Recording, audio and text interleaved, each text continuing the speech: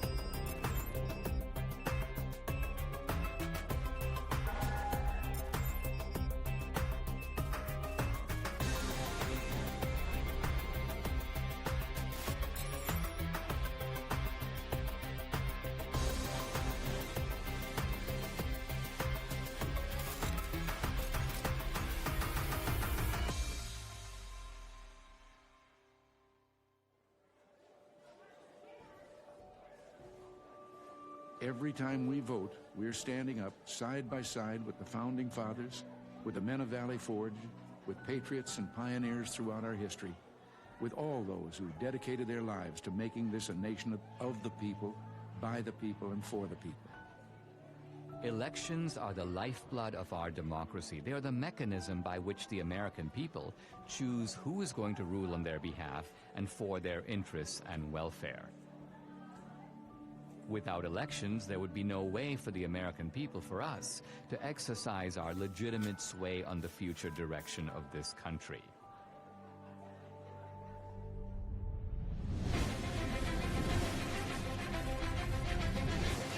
Polls now closed in half the country, and we are getting some interesting results coming in from those battleground states. If you're a Republican, you say, wow. If you're a Democrat, you say, uh-oh. You see, Donald Trump is now starting to widen his lead. President Trump now with 54% of the vote. The president right now has the lead in the Keystone State. We're going to have a great night, and we're going to have, much more importantly, we're going to have a great 4 years. The 2020 election haunts the American mind. Here's where it gets really bizarre. At Fulton County, most populous county, it is Atlanta, they just stopped counting. Nevada, meanwhile, has stopped counting votes. They've all stopped counting for the night?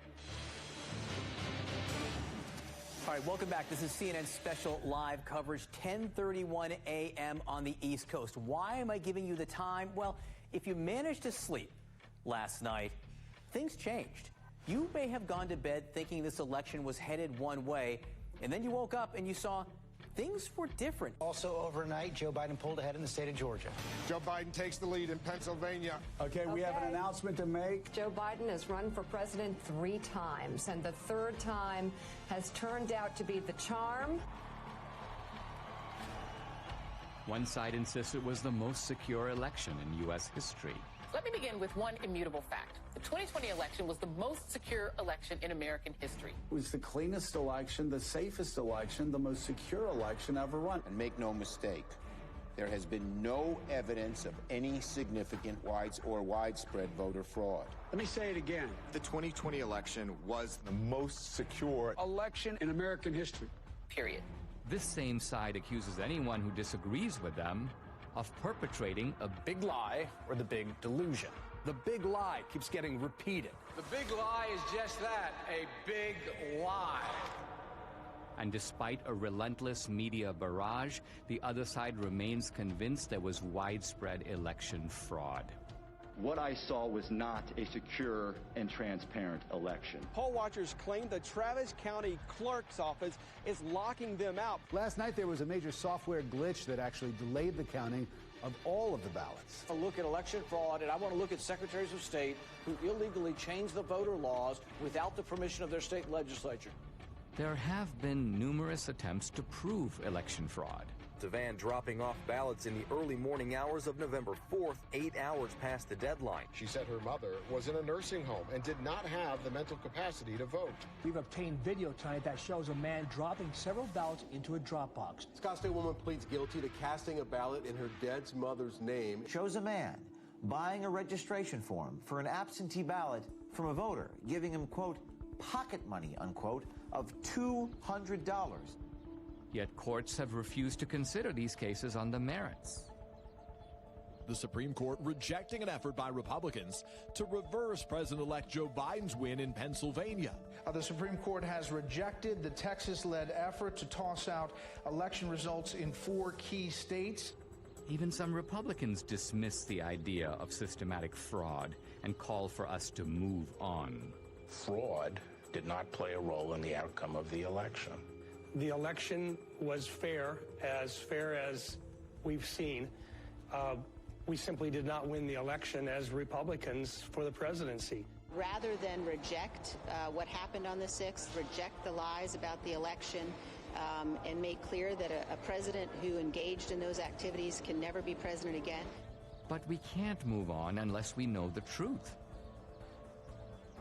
Many other issues arise out of the 2020 election. Did the January 6th protesters go to D.C. to mount an insurrection? It wasn't an insurrection, it was a primal scream. To protect the Constitution of the United States against enemies foreign and domestic! They wanted their elected leaders to adjudicate the claims of election fraud. The left's claim that this was the most secure election is also the foundation for the widespread censorship on social media of the so-called big lie.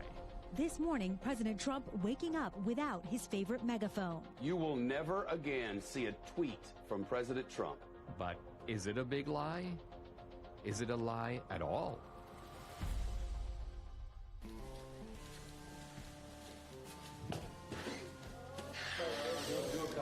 Yeah. Rolling. Sound speed. All right. Everybody got me? Yep. All right. SRP.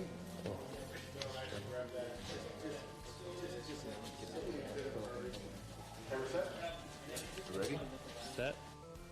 Hey, I'm Dinesh D'Souza, and this is Season 1, Episode 1 of my new podcast. I started my podcast in early 2021 to speak the truth. But by simply asking questions about election fraud, you get booted from YouTube and Facebook. My podcast is sponsored by Salem Media, and I knew that other Salem hosts felt my frustration. Larry Elder, Dennis Prager, Eric Metaxas, Sebastian Gorka, Charlie Kirk.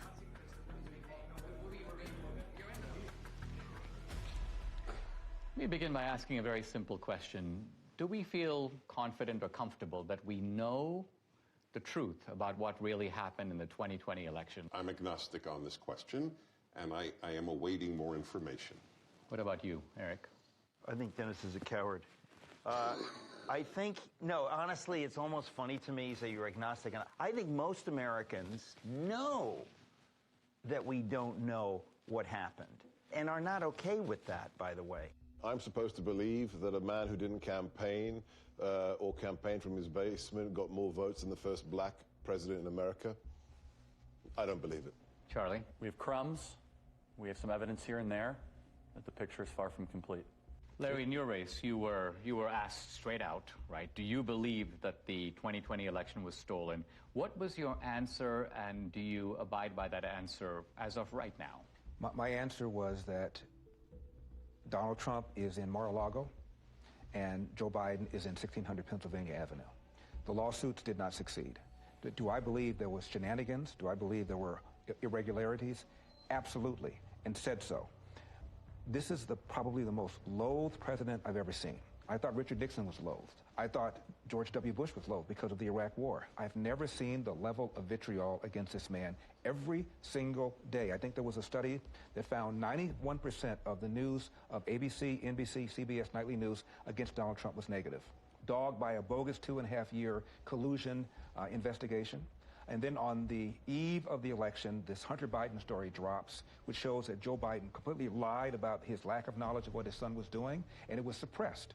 And even the CEO of Twitter later on admitted that it was suppressed and shouldn't have been. That alone would have altered the election. You add all that up, my point is, this man is so loathed, I wouldn't put it past the Democrats to do virtually anything to make sure he doesn't get another 4 years. If I believed the president were a Nazi, I might steal an election. If we were Germans in the 1930s, we'd steal the election from Hitler if we could. If I'm that indoctrinated, of course I can justify it. I think it was Jane Fonda who said that COVID was God's gift to the left, right? It wrecks the empirical positives of the Trump economy, but here's the other. It enables a whole bunch of things on the other side to change the rules of the election. So the point is, in a COVID environment, is it not conceivable that Trump could have lost fair and square? I think millions of Americans know something went wrong, and they have little pieces, and no one's really put it together. They know that there was injustice. They know it in their gut. They know it through the bellwether counties where Donald Trump won almost every single one of the predictive counties that show who's going to be president. And then they also know it where they went to bed thinking Trump was going to have 4 more years, and they woke up with the exact opposite. We have an individual who could fill a stadium with 60,000 supporters in 24 hours, vice an individual, you know the famous photograph of the 6 empty circles at a Biden rally. We have an incumbent president who received more votes than any other incumbent president in American history, who actually got 10 million more votes than he did 4 years prior, and who received more support after 4 years of being called a racist and a white supremacist, more support from the Hispanic and black community than any Republican president since the 1960s. And he was beaten by a machine politician who couldn't speak clearly, who on the campaign stage would confuse his sister with his wife. It just stinks. Now, is it possible that the very success of Republicans down ballot, I'm talking about Republicans running for the House, running for the Senate, running for other races, the fact that the Republicans as a party did pretty well, but Trump lost, doesn't that work the other way and undercut the idea that there was systematic fraud? It's an anomaly, because if he really, when a president really loses, he has tails. What is it called? Coattails. Coattails. And the down ballots lose, but they won. Why didn't they cheat on all of those? Why didn't they cheat in Virginia with Youngkin? And who's to say they didn't cheat? Not all attempts at cheating succeed. You're right. One other question. In the Republican Party, I keep hearing people who seem annoyed at the revisiting of the 2020 election. Their attitude appears to be, let bygones be bygones. Let's just move on. I think the reason that many Republicans are saying let's move on is because bold accusations require bold evidence, and they haven't seen it. And because they know how vulnerable they are and how much they're going to be bashed. Well, yeah, you're called a sore loser. You're called a conspiracy theorist. The people who say that, let's move forward, are people in the elite who see Donald Trump as an anomaly. You will not win in any district in this country because you have said that the 2020 election was a fraud. And if they can't win on this issue, then don't use it. Well, it doesn't have to be the only issue, but their unwillingness even to speak up about it, I think, is despicable. Show me the proof, and I'll bet you they do speak up. Just like I will speak more, and I'm not running for office. But I have not gone on board of, I know for a fact this was a fraud. Show me the money.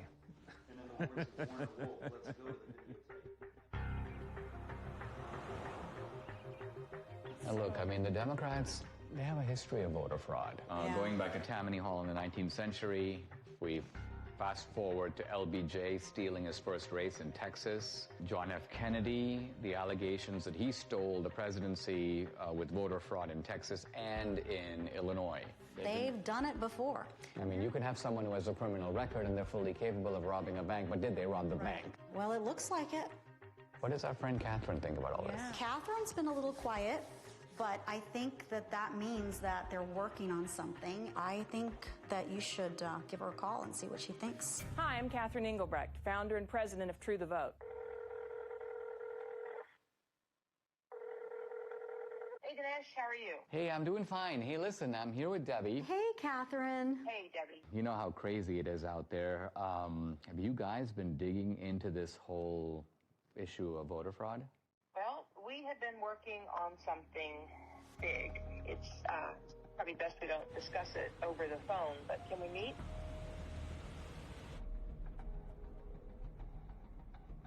I've been working with Greg Phillips. I don't know if I've ever introduced him to you, but he has a deep background in election intelligence. He's worked projects all over the world. He's a massive 30-year experience. We decided to test a hypothesis, and we went really big. And now we have something that we think you're going to really want to see. So I'll send you the address separately. Now, Greg Phillips, what's your background that prepares you for this kind of work? I've been in and around election intelligence and integrity for about 40 years. We've done investigations literally all over the world. It's a combination of data acquisition, data analysis, occasionally some in-depth data mining. Our ability to draw meaningful conclusions that link the who to the when to the where is significant in the space.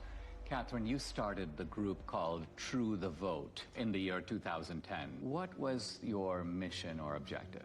We just didn't have enough volunteers working at the polls in our local elections. So we began by training people to work in the polls, and then as we got further into it, we recognized, wow, some of the problems you see at the polls can be attributed to problems in the voter rolls. Well, what can we do about the voter rolls? And so it turned into something much bigger than we had anticipated. True the Vote has the largest store of election intelligence for the 2020 elections in the world. No one has more data than we do.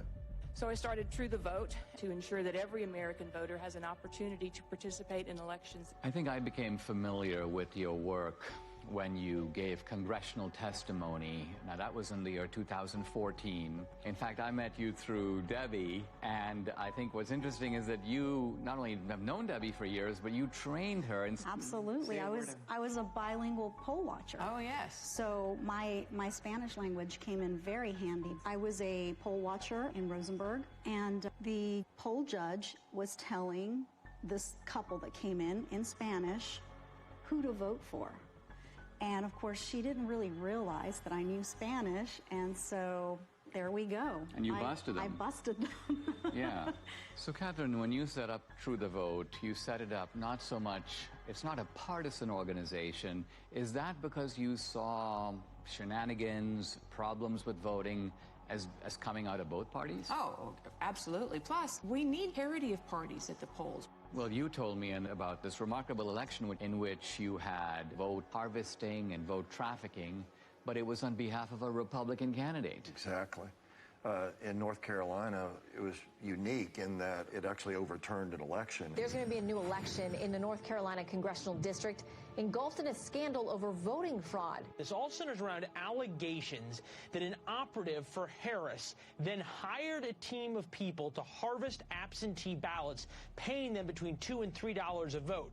So you have an activist, the guy's name was McCrae Dowless, and he worked for the Bladen Improvement Association, which was a kind of an African-American get voters to the polls, but apparently they were doing all kinds of vote harvesting, and he learned the strategy. Then he broke with them, and he took his services to Mark Harris, a Republican, well, actually a pastor who was running. Correct. And Harris won. He pulled it off. In 40 years of doing this, we've seen this over and over again. Sometimes the schemes are a little bit different. Sometimes it's people out banging on doors, gathering ballots. Sometimes the ballots are sent here, gathered here, deposited there. But the trafficking itself is always the same basic pattern. There's a nonprofit involved somewhere in the middle. There are people that are either collecting those ballots on the one hand or depositing those ballots on the other and getting paid for it. In no case is it acceptable to be paid for your ballot or to accept some form of remuneration for your ballot. And in no way, in no time, is that legal. I noticed, Catherine, that in the immediate aftermath of the election, when there were a lot of accusations and charges flying around, all reflecting these suspicions that something went deeply wrong, charges of foreign intervention, charges of machines, you and your organization were kind of dead silent. I got the impression that you were looking for a different approach. Given the outliers that were introduced in such a major way in 2020, namely the privately funded drop boxes, the mass mail out of ballots, the hypothesis was if you were going to cheat, how might one go about this? That would be provable, trackable, traceable. You said there might be some, let's just call them bad actors, who are delivering ballots systematically and illicitly to these mail-in drop boxes, and there might be a way to track them and to bust them. We didn't know. We decided we were going to let the data tell the tale, and we collected together a team of highly skilled contractors and put together a plan to see where the data would take us.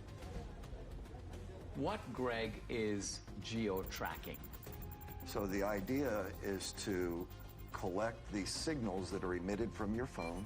Your cell phone is delivering information to apps that are collecting that ping. So there are 4 key coordinates: the lat long, the elevation, and the time. And with that data, we can then build a pattern of life around you. So that phone's here right now. Well, where's it going to be at 5 o'clock? And where's it going to be tonight? Well, here's my cell phone. My cell phone is off. Can I be geo-tracked even with the cell phone being off? Possibly. Depending on the apps depending that are on the phone. apps, depending That's on what marketing companies do all day, every day. Now, this is the point. We were at the Apple store and at CVS, and on both occasions, they knew where you were evidently. Absolutely. And they were telling you about specials, and they were, so people have experience of this. There's 300,000 or so apps that gather that data, and then they sell it to brokers. Isn't it also true that this geo-tracking has now become a vital tool for the military, for the intelligence agencies, and for law enforcement? Indeed, they're using it almost every day. I'll say that there's no question amongst anyone that I know in the community that many, if not all, of the people that were involved in the situation at the Capitol on January 6th were being tracked previous to January 6th, because they already knew what their pattern of life was. They already knew who to look at. Many of the people who stormed the U.S. Capitol on January 6th left digital footprints that law enforcement has used in making arrests. You're saying they must have known about these people before, because some of those guys were arrested 1 day, 3 days, 5 days after January 6th, and that's not enough time to do the geo-tracking analysis. The very idea that you could go from the afternoon of January 6th to acquiring the data, tracking the data, unmask who actually owns that phone, which the government is required to do, and then get it to a grand jury, make an arrest in 72 hours? Impossible. It's not possible. They had to have been tracking the people in advance. But the fact of the matter is, these techniques are used every single day by law enforcement, the intelligence community, the Department of Defense. Was geo-tracking part of the way that the CIA was able to identify bin Laden? It certainly played a role. It's even more sophisticated today than it was when bin Laden was disposed of. More and more apps are participating in this program, if you will. The reliability of geo-tracking is not substantially different from the reliability of a fingerprint or the reliability of DNA. If it identifies your phone, now I could have given my phone to Debbie, but the simple truth of it is my phone was there on this particular date, and there's absolutely no question about that, right? That's correct. Now, you decided to purchase through these brokers that make this information available to companies. They make it available all kinds of places to buy data. Let's talk about the methodology. You identified data in certain places, and by and large you focused on the states where the election was decided. Tell us, what are the areas that you bought data for, and what were you looking for? And what's the time period?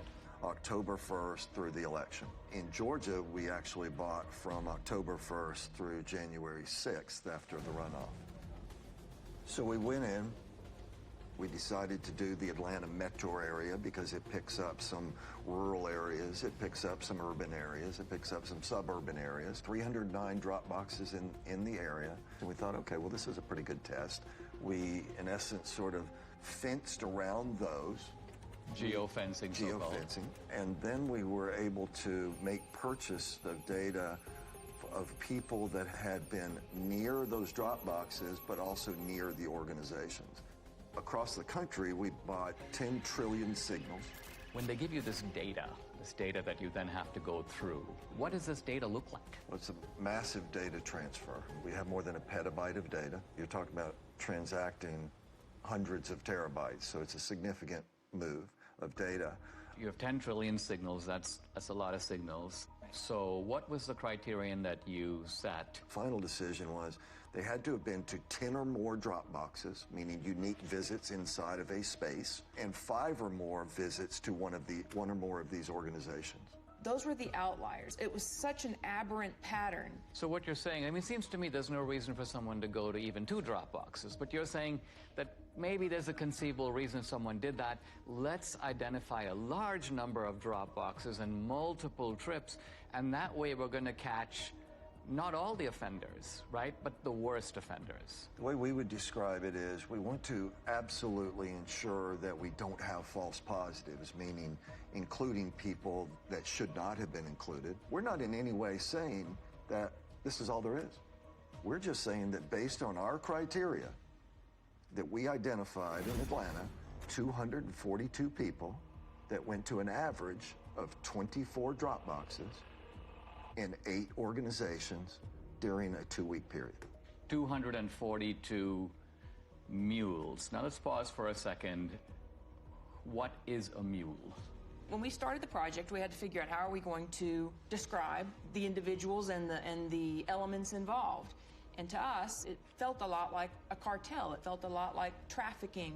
It can be trafficking in drugs, trafficking in humans. In this instance, it's ballot trafficking, and so we began to use that vernacular. A mule is, by our definition, a person that is involved in picking up ballots from locations and running them to the drop boxes. So you have the collectors on the one hand, you have the stash houses, which are the nonprofits, and then you have the mules that are doing the drops. What do we know about them? Who are they? Well, first let me say, this is not grandma out walking her dog. Bad backgrounds, bad reputations. We've had, encounters with several that are, not terribly positive. Violent guys. Can be.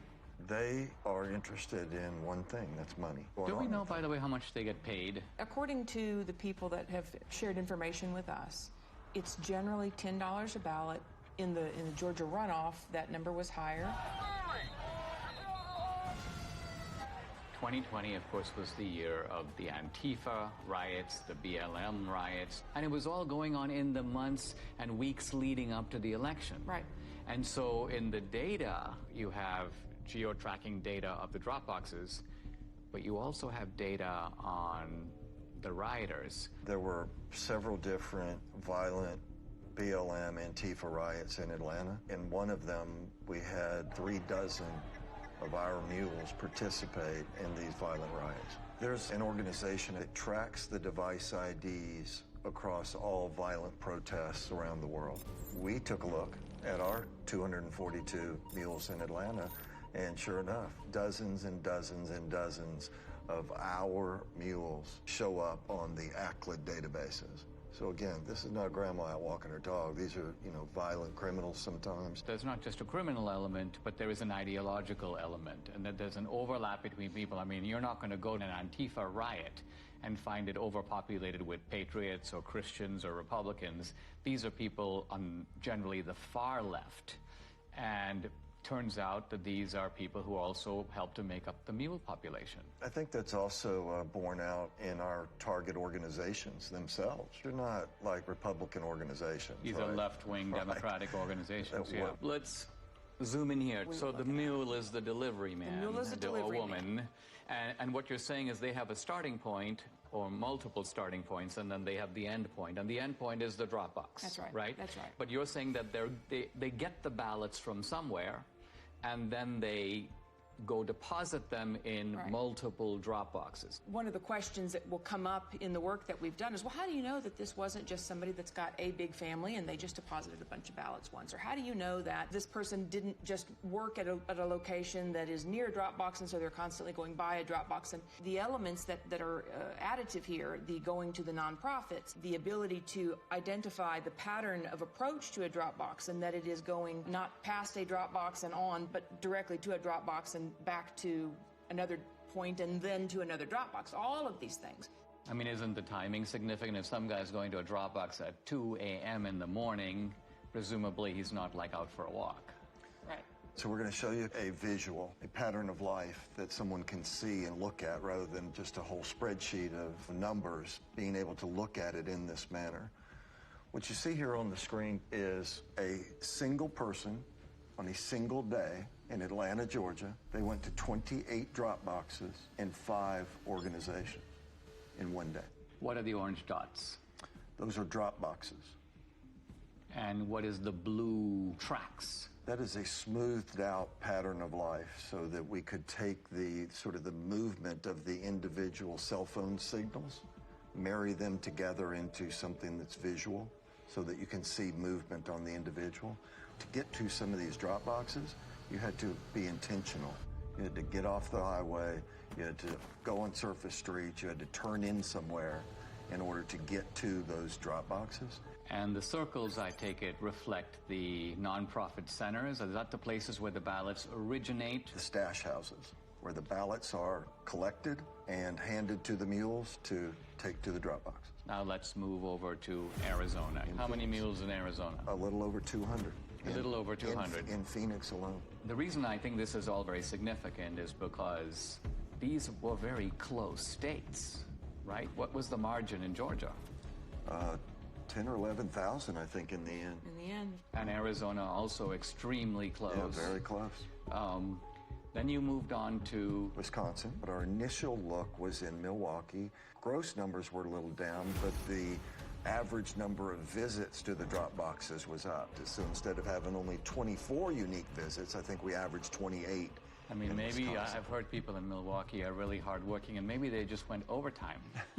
And then let's go to Michigan. We have more than 500 mules that we've identified in Michigan. Again, the number of boxes is lower. Now, where in Michigan? Detroit mainly, but we have people in Detroit that went to more than 100 drop boxes. 100. I mean, this is stunning because it's like, I cannot think of a rational, kind of innocent reason for someone to do that. It just doesn't exist. No. So any reasonable person would say, you're onto something big here. We should take a closer look. Let's go to Pennsylvania, critical state. I think it was Pennsylvania that really gave Biden the election. Philadelphia alone, we've identified more than 1,100 mules at rates well beyond anything we'd seen. Closer to 50 drop boxes each. Each guy going to 50 drop boxes? Each. 1,100. We saw people driving back and forth to New Jersey across the bridge. But you're saying the ballots may not even be from Philadelphia or from Pennsylvania. We're saying somebody should investigate. But you're investigate. saying that the origin point appears to be Jersey. Now, running 1,100 mules times 50, we are at 50,000 drop box visits by the mules alone in Philadelphia or greater Philadelphia area. Now, as you were assessing this data, you had, the two of you, and I'm not sure which of you came up with this, a genius idea in my view. It was your, of course, of course, who else?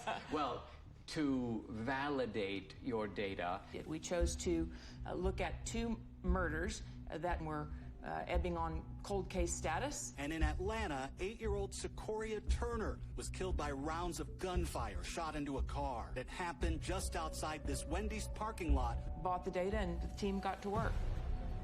You could see visually that there were only a handful of unique devices that could possibly have pulled the trigger. So this is the area, and this is where the Wendy's was. And are you saying that each green dot is the same guy, but moving through time? Each color is one person. The shooting actually occurred right here in this parking lot, sort of inside of this circle are really the only potentially legitimate shooters. Each of these devices has a unique device ID, and we turned the bulk of this information over to the Federal Bureau of Investigation. Now, I read, they've arrested 2 suspects. They have. 2 suspected gang members will appear in court this morning on charges that include the shooting death of 8-year-old Secoria Turner. And isn't it true that this tracking, these movements, this parallels exactly the work you're doing with the mules? Exactly.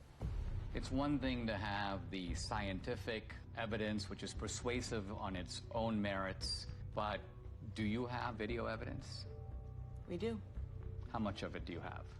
4 million minutes of surveillance video around the country. Official surveillance video of these mail-in drop boxes? Yes. How do you get it? You can file for open records requests. Any citizen can do this. It was a very difficult series of steps that had to be followed to procure the actual surveillance video. Do you have video in Georgia? We do. Is it video from the presidential election, the runoff election, or both? Both. Do you have video from other states? Some video from Arizona. We have recently learned video was specifically turned off on particular drop boxes. In which state? Arizona. Wisconsin, it turns out, even though the rules required them to have video. Did they do the video? No, they did not. There should be video on every Dropbox. Indeed. Given today's kind of cost of technology, it would not have been that hard to do it. And you sent me a screenshot, Catherine, where you were requesting video, and I believe it was the state of Georgia saying this video does not exist, and we can't tell you why it doesn't exist. Right, that was in Fulton County. We have correspondence like that from a lot of states. In the absence of video, and that geospatial data is key to decoding, what the greater scheme was. But in the case of what we're going to show you now, what kicks it up a notch is that we have the geospatial data to support the video. Let's talk about some of the videos. So we're going to show you a couple different ones. This particular individual we have in a number of different locations at a number of different times. He's actually a mule. This is the official surveillance video of Georgia. Absolutely. And so as the person pulls up, they don't even bother parking. Of course, it's the middle of the night, so why would they? It gets out, approaches the box. When people walk up with intention to cheat, they look around, they basically walk fairly quickly, they try to stuff them in, they try to get out of there. In this case, he drops a few on the ground, pick them up, stuff them into the box. Then he hustles back and hustles out of there. So this is what it looks like. It doesn't necessarily look like, hundreds of ballots being stuffed in. You don't need a whole lot of fraud, you just need a little in the right places over time. Is there a way to estimate, or even roughly, how many ballots are being tossed into a box at a given time? It might be 3 or 5 or 6 or 10 or something like that. The idea is to stay under the radar. And as Greg said, the number is, 3, 5, 10 ballots. But then they're not done for the day either. They're going place to place to place, day upon day upon day. And so that will not show up in your chain of custody documents, your tracking documents that would identify a big blip. I mean, they're not going up and dumping in, buckets full of ballots. On the other hand, we've seen circumstances where it appears that buckets full of ballots showed up. There's one box in Gwinnett County that had a chain of custody document with 1,962 ballots noted on this. And first of all, that's roughly 10 times what we normally see. We sorted through the geodata, found a few hundred people. Okay, well, that's pretty odd. We have video of all of this. And guess what it shows? 271 people approached that ballot drop box during that 25-hour period. 271. 1,962 ballots were deposited. Wow.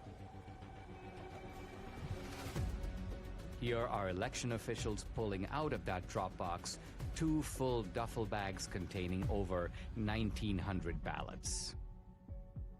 Let's look at another one. Yeah, let's take a look at... Interesting thing about this person is the device seems to live in South Carolina. So this person isn't even from Georgia. She was here during both election cycles, but is not a resident of the state. But as she approaches the drop box, she never looks at the trash can, right? She's looking the other way. But the other thing she has is she has gloves on.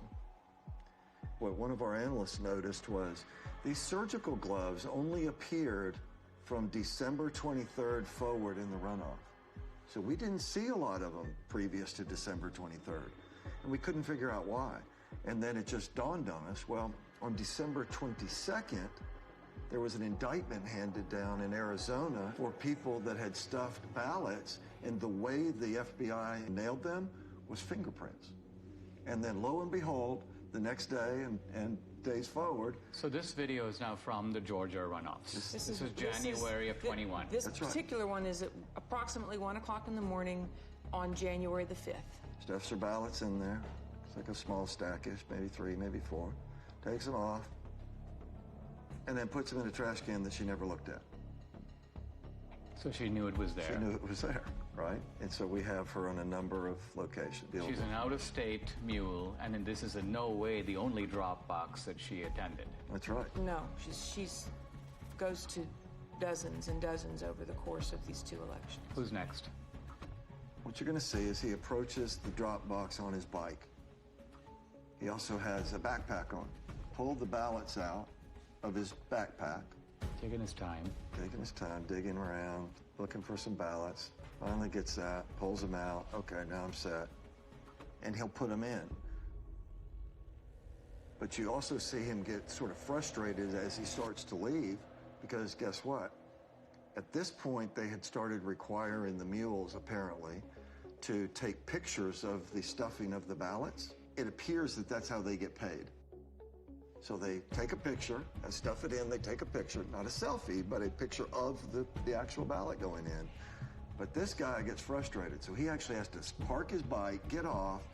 So if you were there just casting your own ballot, what reason in the world would you have to come back and take a picture of the box? And he kneels down. Looking around. Takes some pictures. Okay, the next one. Yeah, so let me show you Dog Guy. So Dog Guy, middle of the day, this is actually at a polling place. So the people in line are waiting to go in and vote early. They're doing it the right way. Okay, now you've got some other people going to walk up. This lady doesn't care, but this next guy cares. He's watching the whole thing. The guy looks up, talks to him. Got the ballots under his arm already. Now he's got the rest that he pulled out of the bag. And he's going to get his camera ready to take the pictures as he puts them in there. If you consider the brazenness of this, right? This is the middle of the day. There's people sitting there watching you cheat. People that are doing it the right way. But it's difficult for them to know what to do, except observe and maybe say, what's going on here? What did I just see? They wonder, what does this all even mean if this is happening in broad daylight and nobody's doing anything to stop it? And so these are the kind of things, 4 million minutes of this. This was an organized effort to subvert a free and fair election. This is organized crime. You can't look at this data in its aggregate and believe anything otherwise. That's especially true when you consider that in places like Georgia, it was only decided by 10,000, 12,000 votes. And you look at 5,000 visits just from our mules, it's not a leap to say, yes, this would have made a difference. Adding these numbers up, we have 2,000 plus mules based upon not searching these whole states. And remember, we're only talking about a small number of states. We're not talking about the whole country. We're not even talking about whole states. We're not even talking about whole states. Right, that's right. And we're also talking about a gross undercount of the actual number of mules because you set a high bar. They had to go to 10 drop boxes. So if there's a mule who went to 7 drop boxes, you wouldn't catch that guy. And they had to go to nonprofits. So they had to meet those 2 criteria and then go to one of the geofence drop boxes. If they met the 2 criteria but went to a post office box, we're not going to look at them. One of the slogans of the Democrats through all this debate has been make every vote count. And I think we can now see in a chilling way that this is kind of what they mean. What they mean is, it doesn't matter if all kinds of illegal ballots are being dropped in, let's just count them. Now the narrative needs to be that this is the most secure election. This is the most fabulous election we've ever had. Pay no mind to the millions of Americans that are saying something is not right. This does not make sense. Nothing to see here. Just smile and wave, boys. I mean, wouldn't it be an accurate summary to say that these voter bills that the Democrats are desperate to enact, to federalize the election, isn't it that they want to take all these special provisions that have enabled what we've described, or you've described in the 2020 election, and make it permanent? If we don't wake up and do the hard, roll-up-your-sleeves work that it's going to take to reel this all back together, then yes, all the pieces are in place for our election system to be in permanent lockdown. And it will be done under the watchful eye of a media that will tell you it's all just fine. It seems like they are subverting democracy in the public pretense of protecting it. Absolutely. And it won't stop unless we stop it. If I look across the swath of Republicans, this is not the kind of issue that they seem to be comfortable with. It's almost like they would rather endure. That's right. As I said, well, it's a gamble, right? Because the ones that are enduring are currently elected and in power. When you watch these brazen acts and nobody says a word because they're scared that they're going to be sued, because they're scared that they're going to be canceled, because they're scared that they're going to be silenced, that kind of chilling effect is exactly what they want. And as I said, on the other side of fear is freedom. If you never get past the fear, you're never free. Let's sum up what we know. Do we know for sure that this was not, in fact, far from, the most secure election in history? It was not. We know that for a fact. Do we know for a fact that there was coordinated, systematic fraud in all the key states where the election was decided? Yes. Yes. And therefore, does it follow that the people who suspected fraud, even though they didn't have the proof, their suspicion was right? Absolutely. Their instincts are right. And moreover, that the states that are trying to do something about systematic fraud by restoring a modicum of, let's call it the old rules, checking your voter ID, checking signatures. You want a mail-in ballot? You know what? You got to request an absentee ballot. We're not going to send 20 million ballots out there and see what comes back. That these voter integrity laws, far from being voter suppression, are actually a legitimate way to make sure that the people who vote are actually eligible to vote. 100% accurate. That's absolutely correct.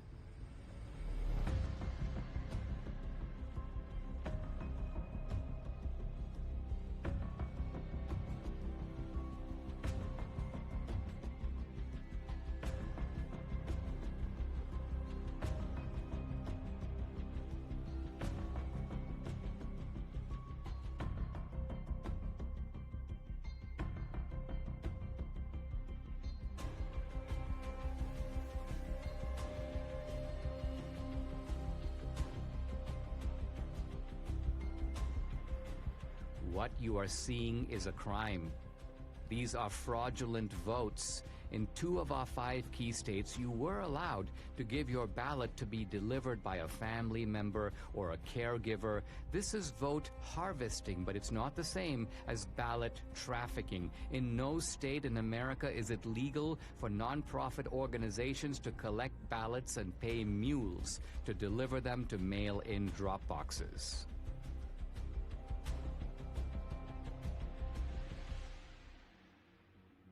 Now we come to the most important question of all. Was the magnitude of vote trafficking in these key swing states enough to tip the balance in the 2020 presidential election? Let's first narrow in on just our 2,000 mules. Their average number of Dropbox visits, 38. Their average number of illegal ballots deposited per visit, 5. That's 380,000 illegal votes. But was this sufficient to put Biden in the White House? To answer that question, we must look at each key state. In Michigan, 500 mules, averaging 50 Dropbox visits and 5 illegal ballots per drop. That's 125,000 illegally trafficked votes, not quite the 154,000 vote difference between Trump and Biden. So Michigan, with its 16 electoral votes, stays in the Biden column. In Wisconsin, 100 mules, averaging 28 drop box visits and 5 illegal ballots per drop. That's 14,000 illegally trafficked votes, 6,000 votes short to give Trump the win. So using only our mules, Wisconsin's 10 electoral votes stays in the Biden camp. But now we come to Georgia.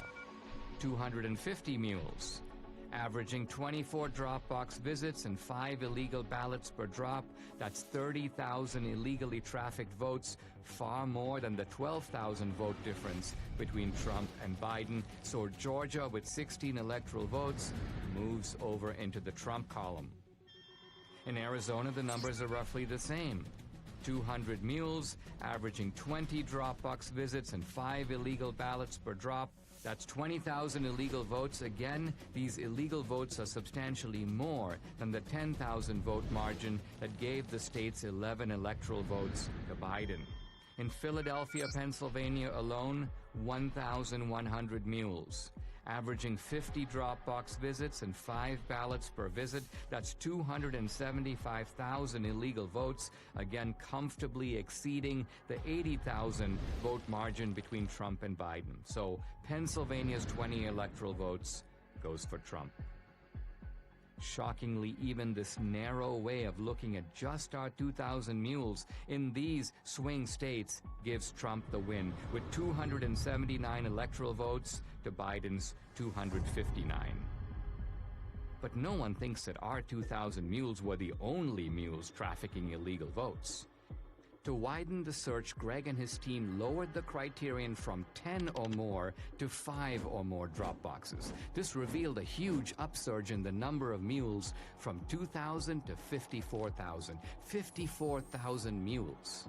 Next, they used a very conservative estimate of just 3 ballots per drop box visit. Now, when we multiply this increased number of mules times the 5 drop box visits per mule times just 3 illegal votes per drop, we find election fraud on an astonishing scale.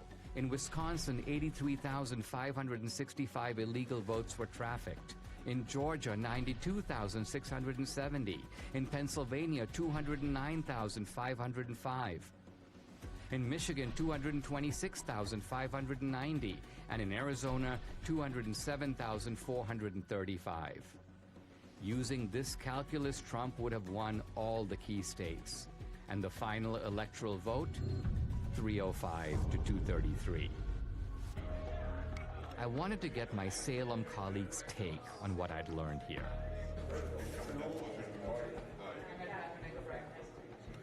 How did you get this video? Is this all surveillance footage? Is this like official status? This is all official. Sorry, this is all acquired through open records. This is the way that we look at it. There's 4 million minutes of video. Well, these are official footage. This is official surveillance footage. It's indisputable. It was taken by the state itself. That's the only place that the video left, came from. I think, did not anticipate that anyone would go through this video. So this is 1 o'clock in the morning. Don't we all vote at 1 o'clock in the morning? Right. Seems silly, but somebody asked me, they go, how do we know this is not normal mail? This is a ballot drop box. Right. Okay, this is not the mailbox where we write your mom. She's got gloves on. She's got gloves on. And what does she do with the gloves? Whoopsie daisy. Hang on, she walked straight past that can and didn't see it. You gotta show that again. It's hilarious. Look, she just walks in. So this is not the first time she's done that. No. So that one was in Georgia, is that right? Yes. So in Georgia, it is illegal to turn in anyone but yourself or your family member's ballot. It is illegal. Right? It is illegal. So forget the outcome. That's an illegal practice, what you just saw. That's right. Video number 2. Dog guy. This is called Dog Guy.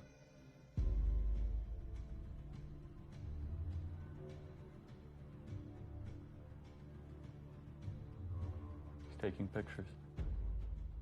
Why would you do that? So you get paid? That's business. It's business. It's What business do you as What do you usual. suspect if you had actually caught this person at that moment hand me those ballots, and the person did, what do you think you would see? Whose name is on it, in your opinion? Ineligible voters, people that have moved. Would you see legitimate ballots? There's an ambiguity in what you're saying. The ballot itself is legitimate. No, that I... Right, it's not a fake piece of paper. Yes, right. Okay. But again, remember, when you mail in a ballot, you have a security envelope with the signature verification standard that's been all but washed away. And as soon as it's taken out of that envelope, then you have a disconnect, and the ballot is private. It's a virgin sheet of paper. The ballot is private. The only private. ID is on the envelope on the outside. This is an example of multiple ballots, so this... 3:57 a.m. Prime voting time. Got to beat the lines. This person comes up, and what you're going to see is when you try to put too many ballots in. He needs a shoehorn. And we have lots of those, where they're just jamming them in and then they fall on the ground. And when you can jam them... Well, I mean, this alone is, to say the least, suggestive. Who's voting at 3:57 a.m. with a whole bunch of ballots? And then being able to match that ping where he's standing there to the next place he goes. So we're seeing videos of one. Right. But each one of these, went to... On average, you 23 have video times. Of the same guy going different places? Yes. Right. This is their pattern of life. So in one night, this person, this mule, went across 6 counties to 27 different drop boxes, 5 different organizations. In one night. So he was getting the ballots from the organization. Correct. So, the Republicans had no idea this was going on during the election. Trump, to his credit, tweeted out in July, mail-in ballots are a disaster. And he was attacked so hard by Kemp and Ducey and so many. But he didn't have this information, obviously. His instinct ended up being right. This is the tip of the iceberg. You're talking about extraordinary criminal activity, but there's a ton more, you would guess, that you have not even touched. You are talking about 200,000-300,000 ballots that were just harvested in only your geolocated locations. But you are talking, what, 5% of America? Less than 5%. Okay. So the case closed. Sorry, gentlemen, lady. Case closed. All right, so I do a heroic thing that not necessarily others here do. I read the New York Times every day. That's crazy. We're sorry for you. It's my martyrdom. They claim all of these places we have found maybe 4, maybe 50 phony ballots. These aren't phony ballots. Right, no okay, so this is a very novel approach. Wait, they're phony names. No. There's no name on the ballot, Dennis. Okay, let's say we got access to every single ballot thrown into the ballot boxes. Would we be able to prove this is a fraud? It's the perfect crime because it cannot be curated after it is committed, because the evidence has no connection to the person who is meant to be voting. That's the problem. As soon as it gets taken out of the envelope, the identity of the voter we're claiming, disappears. So the vote from John Doe is from a John Doe who is dead or a John Doe who is moved. Is that correct? Or voted somewhere else. Or voted some... Why is that not provable? There's an easy way to bust it, but it's not the way you think. It's not to go find the ballots in the ballot mix. You can't do that. The way to find it is these guys have the cell phone identification of all the mules. All of them.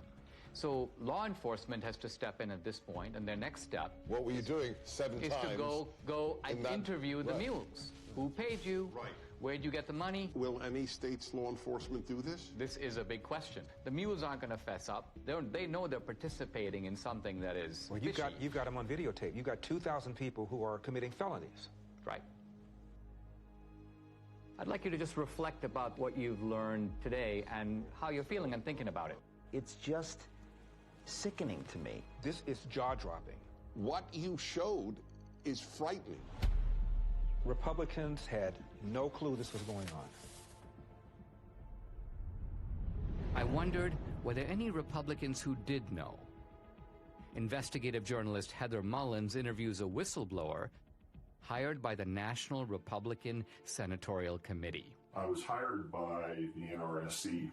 My job was basically to watch the ballot boxes. And this was for the early voting in Georgia. So that started on December 14th. It ended on the 31st of December. And we would monitor that box from 8 to 8 all day long. So consequently, during those two weeks, I monitored those boxes indiscriminately. I would move around to the different areas in the boxes and watch them 30 minutes here, an hour there. And then I would start to see things where I'd see people walking up with backpacks, and they were unloading large numbers of ballots, stuffing them in the box. Recorded some of that and took pictures of it and dates and times and those things. I spotted a place from Texas, from Colorado, South Carolina, North Carolina. And I just thought that was odd that all these states were coming in and these people would get out and I'd watch them get out and then they'd go up to the ballot and stuff the ballot in the ballot box. I thought that was kind of odd. So, we took pictures of those things when we took pictures, recorded license plates and those things. And then I uploaded those photographs to a Dropbox. Then when it came to the Georgia runoff, the actual date of the election, which was January 5th, I was up there, it was early in the morning. Now, there were Stacey Abrams people all along the sidewalk up there. How did you know that they were Stacey Abrams people, though? Well, they had those masks on that said vote. Okay. She has one of those things this was during COVID, right? And they were part of that initiative. I knew that she was part of that initiative that she had going on about get out the vote kind of thing. So it was Democratic Party and it was Abrams people that were, they were all interacting with each other. And then the local Democratic Party chairman was there also. About 6:30 that evening, we noticed there was a couple, a female couple. These two ladies had run up and they had a big stack of ballots. And we were standing there and they tried to shove the ballots in there. And I'm looking at her, taking pictures, and the other gentleman took some video and everything. And she turned around and looked at us and she said, "What are you doing?" And I said, "Well, we're taking a picture." And she said, "Well, you can't do that." And I said, "Yes, I can." And she got mad. And she ran up the sidewalk and left. So you're saying the NRSC was made aware that there were people stuffing drop boxes at specific dates and times? Yes. So with what you witnessed during your time watching these drop boxes, do you believe that that was enough for law enforcement to get involved? Oh, definitely. But after several weeks, no contact or anything, and, I just... Now, so you're saying, though, if somebody had contacted you, you would be willing to testify to these things and give those depositions under oath? I would have had to. Yeah. I would have had to.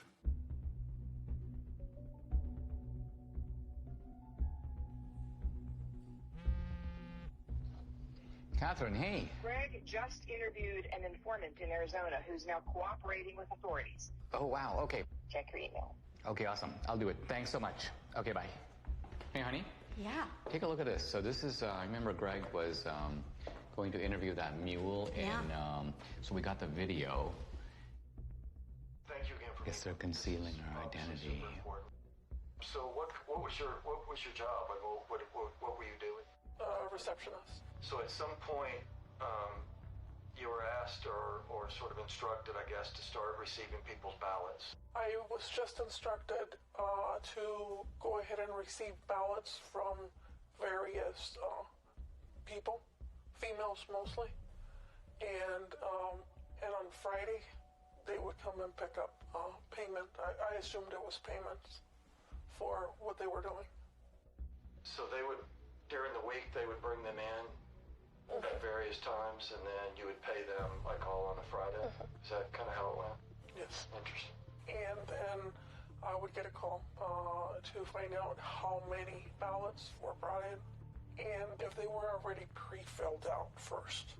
And she would come to the office, look at them, and then before she left, she would either take them herself, but other times she would ask me if I could drop them off at the library. So what was the instruction? Just to drop them off. In the drop box? The drop box. The early ballots. Can you give me an idea of how many you personally put in the box? Hundreds? Could have been, yes.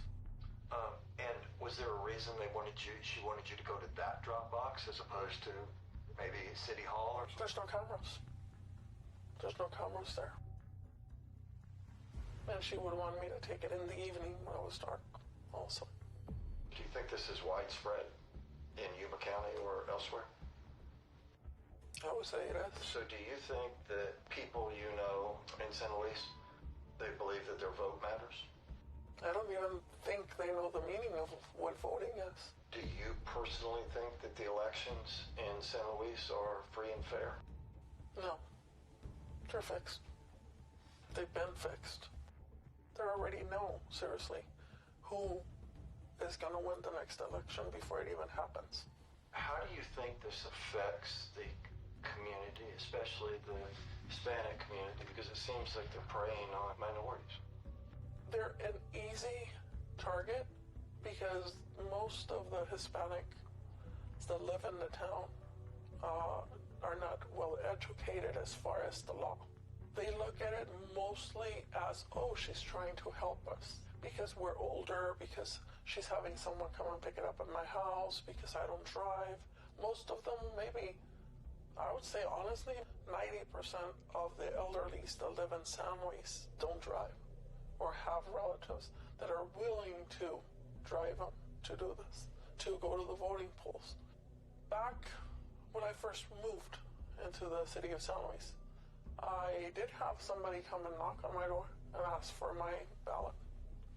And it was somebody I knew and that I had known for many years since I was a child. And up to this day, that person does not talk to me because I said there was no way I was giving them my ballot.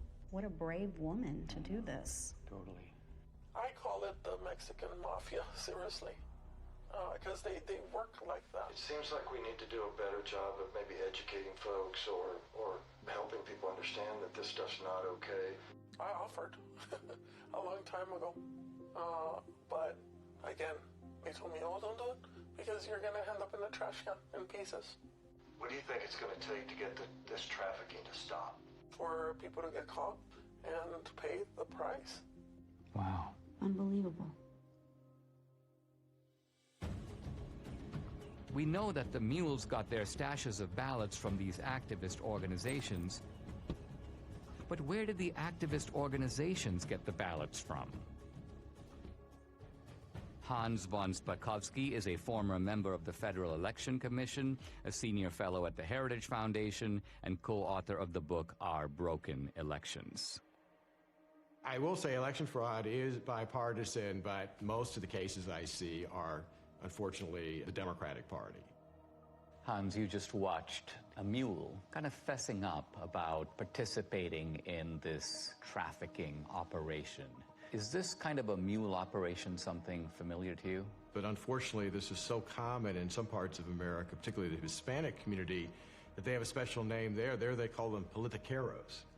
And these are individuals who are paid by campaigns or political parties to go into neighborhoods and collect absentee ballots to pressure and coerce voters. People who observe election fraud have commented that absentee ballot fraud or mail ballot fraud is the easiest and the most common type of election fraud. Why is that? Well, because they're the only kind of ballot that is voted outside the supervision of election officials and outside the observation of poll watchers. Transparency, as you know, is very important in the election process, and there's no one there at a voter's home to observe what's happening. Also, remember, when you're in a polling place, you fill out your ballot and you then deposit it directly into the ballot box. That obviously is not what happens with absentee ballots. There are some states, I believe about half of them, about 27 states, that allow voter harvesting. And by voter harvesting, what we mean is that you are allowed to give your ballot to someone else and ask them to deliver it. Now, are there any states in which you're allowed to pay mules to deliver ballots to drop boxes? No, you're not supposed to be doing that. And allowing vote trafficking to begin with is a huge mistake because you're giving third-party strangers, you know, candidates, campaign staffers, party activists, all people who have a stake in the outcome of the election, you're giving them the ability to handle something very valuable, a ballot. Voter fraud is almost incalculably rare in the United States. Does it ever happen? Okay, occasionally it does happen. But it doesn't happen on a national scale. It doesn't affect the outcome. It would affect the outcome. I read these days constantly that election fraud, well, it could occur, but those cases are extremely rare. They're so episodic, they don't have the ability to tip an election. Is that true? Fraud happens often enough that elections get overturned. I mean, just go back 3 years to 2018 and a congressional race was overturned. I can cite to you another case in Mississippi. It was just overturned by a court because of fraud. Same thing in Florida. But look, that's just the tip of the iceberg. Now, we've shown that you've got these mules who are picking up these ballots at various vote stash houses. Hans, where do these organizations get ballots? Well, to quote Shakespeare, let me count the ways. You know, everything from filling out absentee ballot request forms for voters, but having the ballots sent to them, to actually going to the voters and obtaining the ballots from them, to stealing them out of mailboxes, to actually using high-quality photocopy machines to make their own ballots. Look, these cases unfortunately go on all the time. You can go to 2018, which wasn't that long ago, in North Carolina. Leslie McCrae Dowless is accused of mishandling absentee ballots in North Carolina's 9th District. Dowless would frequently obtain this report from the Board of Elections looking for the date an absentee ballot was mailed and if it had been returned. Ginger Eason, who first told me she was hired to pick up ballots, and Kelly Hendricks, who testified she did the same thing. What would you do with the ballots after you picked them up? Take them straight to the office in Dublin and hand them over to McCrae, and I don't know what happened to him after that. I know there was stacks of them on his desk. There was testimony in the case that his staffers were falsely signing as witnesses on those absentee ballots. Because he had done this before, he actually apparently had signatures of voters from prior elections in his offices. Voter rolls are in notoriously bad shape. States do a very bad job of taking people off who are no longer eligible because they've died or moved away. And it's very easy to get hold of a state's voter registration list. So, you know, if somebody's on the list and they haven't voted in 10 years, you're probably pretty safe in trying to cast a ballot on their behalf. On their behalf. Remember, in states that made the mistake of simply mailing out a absentee ballot to every single registered voter, well, if you're a fraudster and you get hold of that absentee ballot, you've got 90% of the information you need to fill it out because the name's going to be on the outer envelope and their registered address. Let's follow the track of these mail-out ballots, right? Let's just say you got students on a campus, they've voted, but then they graduate, and obviously they move to a different state. If they're on the voter rolls, is it not a fact that mail ballots will be arriving in the dorms and arriving, and so presumably they're not going to be that hard to scoop up if somebody knows where to look for them? No, that's exactly right. And, you know, I work in the District of Columbia. They mailed out absentee ballots to all of their registered voters, and I can't tell you how many phone calls I got from people that I know saying that not only had their ballot arrived in the mail, but 5, 6, 7 ballots all coming into their apartment for people who used to live there.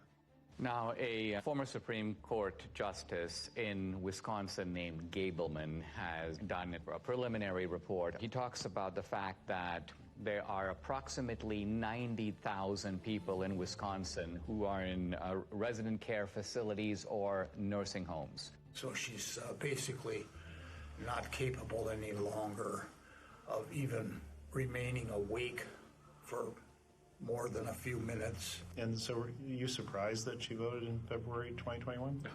Absolutely. But I was surprised to hear that she voted in the last presidential election. Much to my surprise, she had voted for off and on for the last 10 years. I guess in my mind, I thought if you put your parent into a facility because they were incapacitated, they would not even be offered the vote. They make you vote. They make you vote here? And so how do they make you vote? Because I didn't want to vote, and they told me I had to. That is a real problem. Clearly it was a problem in Wisconsin 2020, but unfortunately that's a perennial problem in other states too. What happens is you have staff in those nursing homes. Sometimes they are activists politically. They get these individuals registered to vote, or if they're already registered to vote, they will request absentee ballots in their name, sometimes forging their signatures, and then filling out the ballots for them. Just prior to the 2020 election, the state of Texas indicted a social worker in a home for young people who were basically mentally incompetent. She had sent in over 100 voter registrations for these individuals who were not legally competent to vote. What about homeless shelters? Look, if a homeless individual is mentally capable, they ought to be able to vote. And if the only place they can list as a registered address is a homeless shelter, that's fine. But the problem there is that it's very easy, I think, for them to be intimidated and coerced.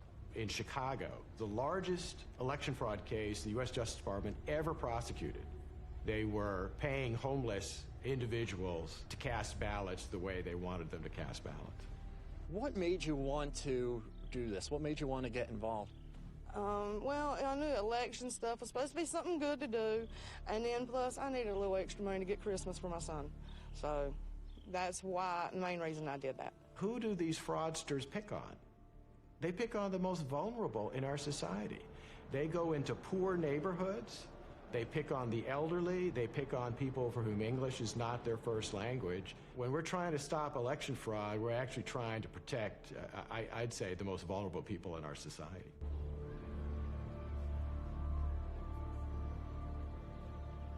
We now know where the ballots could have come from, but to pull off a heist like this on a national scale would take deep pockets. I wanted to find out where the money might have come from. Who could have funded the heist? I met with Scott Walter, an old colleague of mine at the American Enterprise Institute, who is now head of the Capital Research Center. This is an organization that has produced multiple reports on the funding of elections.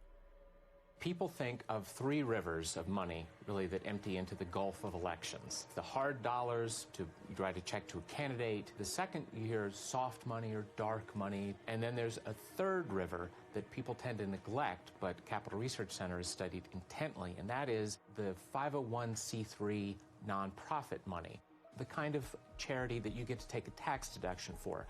That river is enormous. In the 2018 cycle, about $21 billion.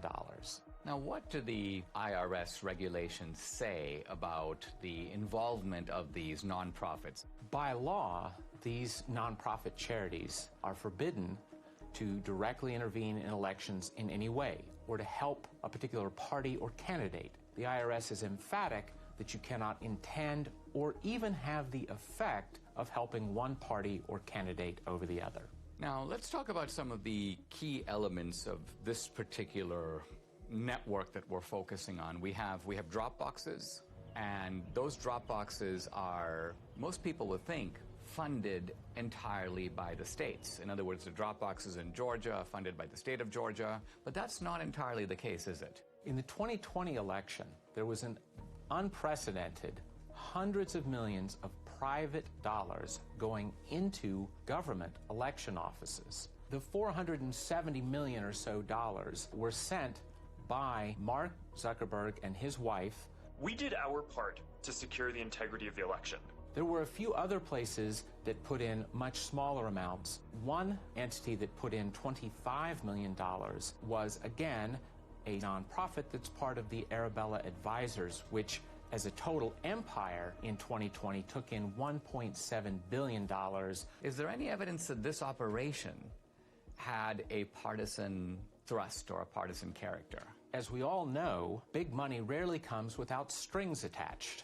One of the big ones is lots and lots of drop boxes.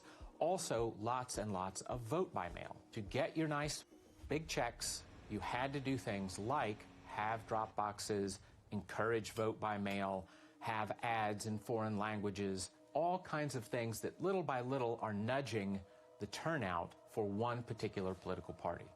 In addition to the $470 or so million that went into the Zuckbuck operation, you also had in 2020 a $120 million project, very secretive, called the Voter Registration Project. The $120 million, it came from Soros's foundation, it came from Visa's foundation, it came from Warren Buffett's foundation, it came from unions like the SEIU. The Voter Registration Project has as its goal increasing in the 8 target states over 2 million voters who are overwhelmingly expected to vote for the Democratic Party. And so the states that we're talking about here, Arizona? Yes. Georgia? Yes. North Carolina? Yes. Any others? Nevada, New Mexico. Here we've got an operation of illegal vote trafficking. You've got thousands of mules. They're being paid to do this. What you're saying is there is more than enough money available to fund any such operation. In fact, this would be only one part of a much larger effort to control the election. We are talking $500 million in nonprofit charitable funds flowing into efforts to register and get out the vote for Democrats. Most of the left-wing mainstream media, when they reported on the Zuck bucks going through, they made it sound like, oh, it's all going to go for masks and, plexiglass and all. And every study that's ever been done of some of the grants to the big cities found a few percent maybe going to help people that way, and the massive amounts of money going into ginning up the vote-by-mail operation and the drop box operation and those sorts of things that benefit one political party. How confident should we be that this will be a fair election? They're sending millions of ballots all over the country. This is going to be a fraud like you've never seen. Trump predicted. He said the Democrats are going to cheat, that they're going to use the pretext of COVID, they're going to rig the rules in their favor. Nevertheless, Republicans focus their efforts on the campaign, while Democrats focus their efforts on the process of actually running the election. The two sides don't approach elections in the same way. The Democrats, they understand that the rules, the process by which elections are conducted is just critical. We must now face the chilling reality. The Democrats conceived the heist. They funded it. They organized it. Then they carried it out. They rigged and stole the 2020 presidential election. We cannot be okay with this. We cannot simply move on. Guys, I'd like to have your honest assessment on what you've seen, what you've heard, and what we can reasonably draw from it. What do we have empirically? We have data, geolocated. We have footage of people harvesting ballots. Do we know who those ballots were for? We can't know who they were for. However, you have to inject common sense. Are we saying that in the centers of Democrat-held districts, we are seeing hundreds and hundreds of visits to drop boxes with pro-Trump ballots? It beggars belief. It's ballot laundering. Looks pretty convincing to me. I don't think we'll ever know the full story. And what makes this crime so compelling and unique is that once the ballot enters the system, it's really hard to reverse engineer it. But when you have the cell phone geolocation data and then the actual footage of them doing what you would expect them to be doing, taking pictures of the ballots, taking gloves off, visiting multiple times, I mean, it seems pretty clear to me, and it explains the sudden spike in Biden's support that we saw late at night, the kind of instinct that people had. The control of the U.S. Senate went through Georgia with Chuck Schumer's majority leader, probably because of what we just saw. I'd like them to answer the mules. If they say it's clean, then be honest and say, okay. They have two ways they'll try to invalidate it. One is minimizing and then slander. Yep. Right. So they'll try to slander Dinesh personally. They'll say, oh, Trump pardoned him or whatever. Therefore, he's trying to get back at Trump to try to reinforce the big lie. I could already see the headline in the Washington Post. Trump pardoned ally comes out with questionable movie. I predict right now they will say, what on earth is a conservative doing tracking private citizens? Gee, how dare, what is Dinesh D'Souza doing to voters at 3 a.m.? In fact, I mean, that'll be part of it. Intimidation will be the word. Right. The word will be intimidation. They'll say no person is safe. Communities of color are being tracked. People like in black neighborhoods are now going to have to fear for their life that their cell phone pings will be paired. And this is Jim Crow 2.0, Dinesh. I disagree that this is not going to be compelling enough. This is a smoking gun. This is O.J. Simpson being seen leaving the scene of the crime. I don't care how partisan you are. You can't dismiss all of this. How do you explain somebody going to a whole bunch of different drop boxes with a whole bunch of different ballots on the same night at 3:57 a.m. in the morning? How do you explain that? That alone. I'm sorry. I think a whole bunch of people in this country are going to go, oh, my God. I think that if every American saw that, I think it would move the needle. However, their ability to keep their side ignorant is total. It's going to be impossible to keep a lid on this thing. Well, this movie is an Overton window moment, right? So documentaries can do this every once in a while. Michael Moore did it. He moved the Overton window on many different topics 20 years ago. Al Gore did it with climate change. It'll happen, as Ernest Hemingway said, gradually and then suddenly. Because it's not just how many people are going to watch this film, it's who's going to watch it. It's going to be lawmakers. It's going to be people that work for the Bureau. It's going to be someone somewhere with a conscience that has power and to say, this is a problem. It can't be dismissed. It can't be dismissed. They have ruined Election Day in the United States of America. That's provable. And that's enough for me to fight the left with every fiber in my body.